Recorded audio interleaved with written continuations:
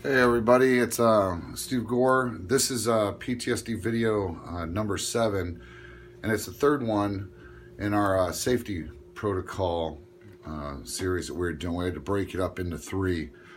I'm very sorry that we had a week gap here between the last video and this one to finish this up. But you people that are sharing and what you're doing, it's doing its job. We're working. I worked pretty much all week with a family, getting them in touch with different people, different organizations and things that can help them with their particular struggles with post-traumatic stress. With that being said, thank you all so very much. It is so very important that we're all working together to make this thing happen. With that being said, in I believe it was video number, it was either number 3 or number 4, we talked about the pouch being a great gift idea, and this right here, and that's to break the thought process when we first have that first negative thought, and we start on that slide. If I can't break my thought process in 30 minutes, that's when I put this plan into motion. I don't wait and think I'm going to be able to pull out of it or whatever. I go ahead and set it up right then. Because as you know as well as I do, if we go a day or 2 or 3, by the time we get really deep down the rabbit hole, we're not going to put something like this in place. So with that being said, after not being able to break the thought process, I got to recognize that I'm sliding. I text Mikey and Kathy, and they secure the firearm here in the house. I text then 5 people. I'm sliding. Keep your phone close. I don't want to talk, but in case I want to, there's 5, 1 in each time zone across the United States. So no matter what time it is, there's somebody awake. Next thing we do is we hit a quiet space, and in there I take my phone, only water, no alcohol. It's just going to make things worse. If you are going to be in a day or 2 slide, you're going to need to be hydrated. So just take water in there. The TV's on. The volume is barely up. That's just in case something you see or hear may catch your attention, be enough to break that slide. And I also have my dog. She helps ground me just by petting her and everything. Bring that pulse back down. Get my breathing back in control. It's very important, like I said, and this is for our spouses, husband, wives, whatever, that when we get to the point where we need this quiet space, it's your job to protect us once we're in there. I use my bedroom myself. Some of the other guys use an office or things like that. But either way, once that door's closed, wife or husband, it's your job to insulate us from the kids, company that might stop over, friends that might stop over. All plans that we have made for the evening are now off the table, and it's your job to give us that kind of support, and we can stay in there. Number 5 is communication, and I have that with Kathy or your spouse.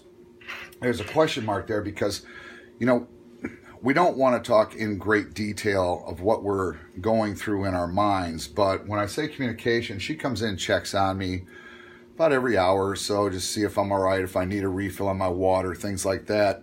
And I'll just communicate as far as, you know, hey, I'm just having a hard time or whatever. And then maybe later at night, I'll go into more details of what I'm actually dealing with in my head at the moment. When you get to number 6, you're in your quiet spot. You're being protected by your spouse. Be still. Just lay there, relax. Get your breathing, your pulse under control, and ride the storm. But being still, when you do that, you can't hurt yourself. Okay, if I lay there on that bed and I'm still in the moment and I'm relaxing and I'm protected and I know I'm home, I'm safe, I can't hurt myself. Okay, I can't get up and wander around and do something that's going to be detrimental to myself, whether it's drink or drive or just go out and put myself in an environment where things can go south. Or in the end, you know, actually do something to, you know, terminally hurt myself. That's why that's so very important that you be still. Now, back here where it's the spouse's job to protect us while we're in there and insulate us, it's also half your responsibility in giving us that safe space you're also helping us protect you, the kids, and other family members and people from us. You're protecting me from myself, and you're protecting you and the kids and everybody else from me. An outburst is horrible. If you live or have someone in your family that has PTSD, then 9 times out of 10, you know exactly what I'm talking about with an outburst. That anger, and when it hits, that verbal attack, and that's exactly what it is. And it is meant to hurt. It's some of the ugliest things that a person can possibly say to someone they care about. But you're being still, we can't hurt ourselves, and we can't hurt others. We can't hurt the rest of the family with those outbursts because we're overloaded. Now, if you have been suffering with post-traumatic stress for a while, there's one thing you know: you've had other storms. So you do know that they do pass if you're still here. So you stay still until that storm passes. Now, I suffer with post-traumatic stress at a severe end.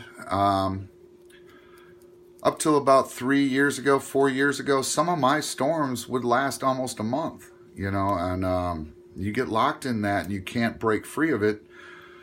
I did have amazing support around me. I do have, and they understand that when I hit that zone, we're riding the storm and waiting for it to pass, and then I come back to normal. But I've spent many a time staring out a window, locked in my own head, and it's nothing to be ashamed of. This is what this game is, but I'm still here because I got proactive and I choose to fight it.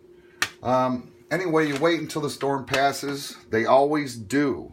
It's just sometimes they're longer than others, and they do reoccur. And that's why these videos are so important, is there will be another storm. But the thing is, if you're following along, we're going to give you the tips and trips to break the thought process, just like this pouch, which is an amazing Christmas gift idea. Like we said, I think it's video number 3. For you people that are new in this series, it's either video number 3 or video number 4. But either way, they're up there. Find the video and put one of these together and give it as a Christmas gift to someone that you have.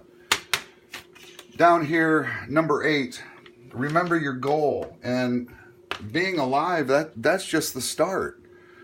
Your goal is to have a best as possible, peaceful, loving, open communication in your household. None of the craziness that we all go through in the earliest stages of post-traumatic stress.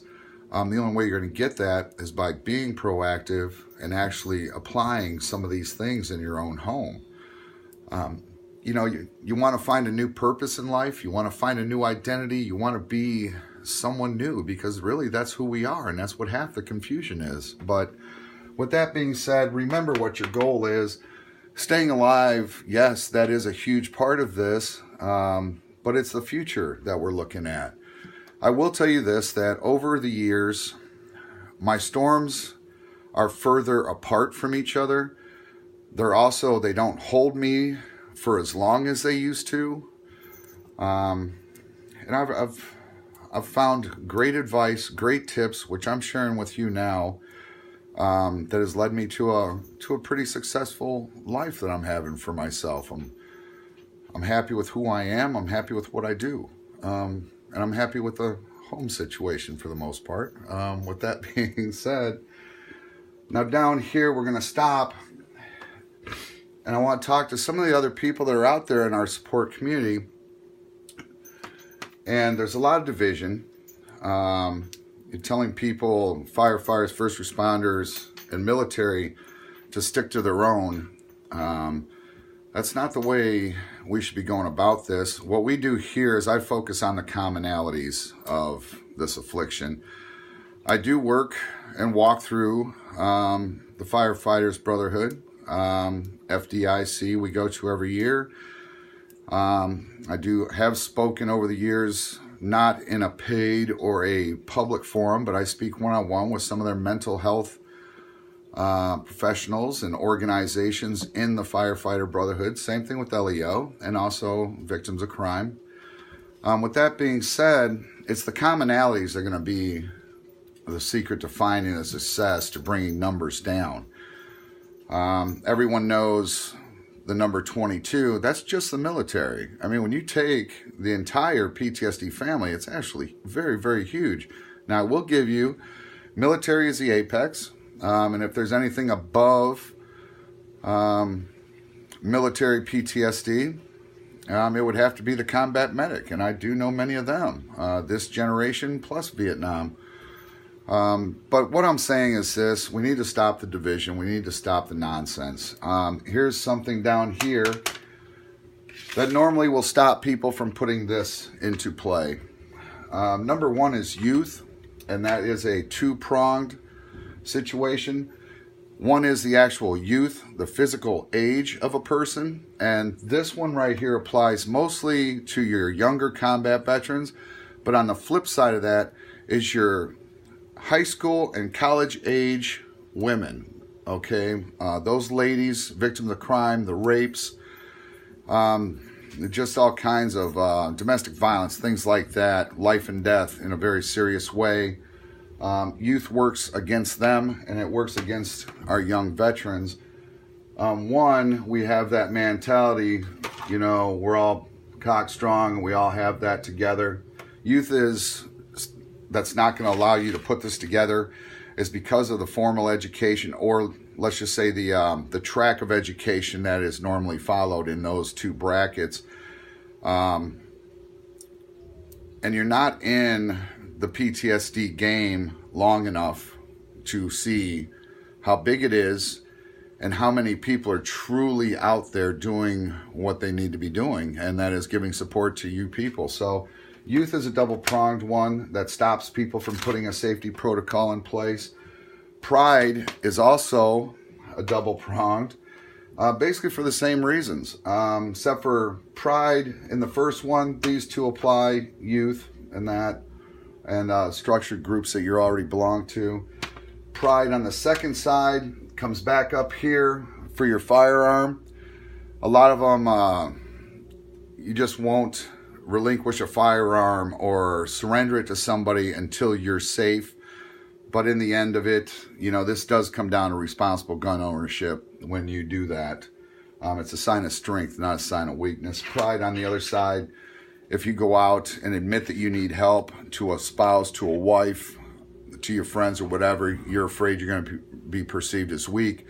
When actually reaching out for help, making those phone calls, putting together a plan in your own home, that's being proactive. That's a very strong individual that can do that and will do that for his family. And then the last one is all that pre-game stuff that everyone's talking. All that, you stick to your own, don't listen to that guy, don't listen to that girl. Well, there is no one pill that fits all.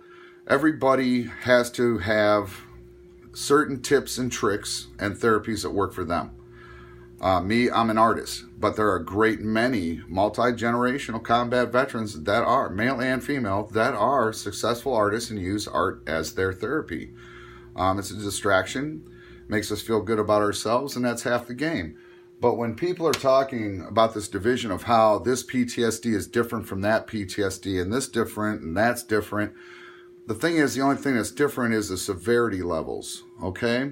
I was listening the other day, once again, I heard on a radio program about how, combat, multiple exposure, fire, LEO, and everything else, that PTSD is different than a single event. To which I would like to say, and I am a sufferer, I've been suffering now for 8 years on the severe end. I would like to say, well, doesn't it only take one time to engage PTSD? Now, once again, overexposure and what you're exposed to, the severity level goes up. But to deny what everybody else is feeling, the nightmares, broken communication, worthlessness, survivor's guilt, and the list goes on and on. It's the symptoms of PTSD are the commonalities. Bring all of our families together. That's going to be where we're going to find the answers that bring the suicide numbers down. So if you put youth followed by pride, you add that division, it's going to equal death. The best thing you can do is get proactive and please put a plan like this together. My name is Steve Gore. Like I said, nothing I give you is something I thought up. Okay, that's not like I just woke up one day and had the answers. That's not how it works. I traveled with the Vietnam Wall in 2012. Some very great men gave me for free what I'm giving you for free. I am not selling you anything. I am not asking you to donate to anything. I am merely giving you the gift that was given to me. For all of you that have been sharing, following along, there's a lot of you on my friends list have been with me since 2011. I love you all so much. Thank you all so much for sharing. People are coming in from the storm. For everybody else, we're going to take a break from the doom and gloom side of PTSD tomorrow, and we're going to start showing you some of the other things that are going on in our community. With that being said, God bless. Have a great night.